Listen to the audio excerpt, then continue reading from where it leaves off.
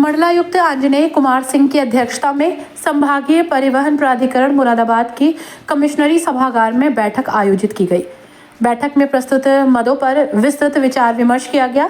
विचार विमर्श के दौरान प्राधिकरण के समक्ष उपस्थित पक्षकारों से उनका पक्ष सुना गया।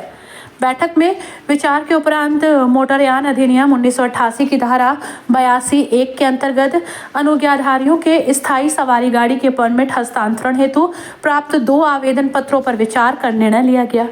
मोटरयान अधिनियम 1988 की धारा 82(2) के अंतर्गत मृतक अनुज्ञाधारियों के स्थायी सवारी गाड़ी के परमिट हस्तांतरण हेतु प्राप्त 2 आवेदन पत्रों पर विचार कर निर्णय लिया गया।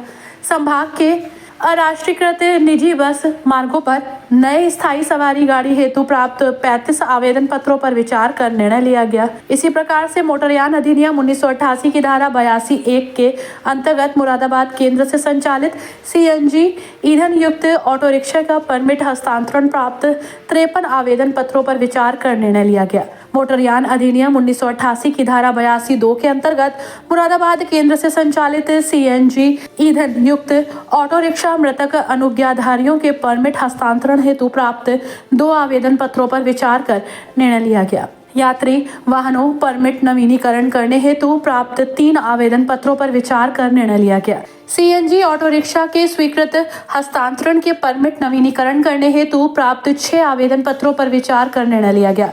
सीएनजी एलपीजी किट रेट्रोफिटमेंट करने का प्रमाण पत्र नवीनीकरण करने हेतु प्राप्त 3 आवेदन पत्रों पर विचार कर निर्णय लिया गया।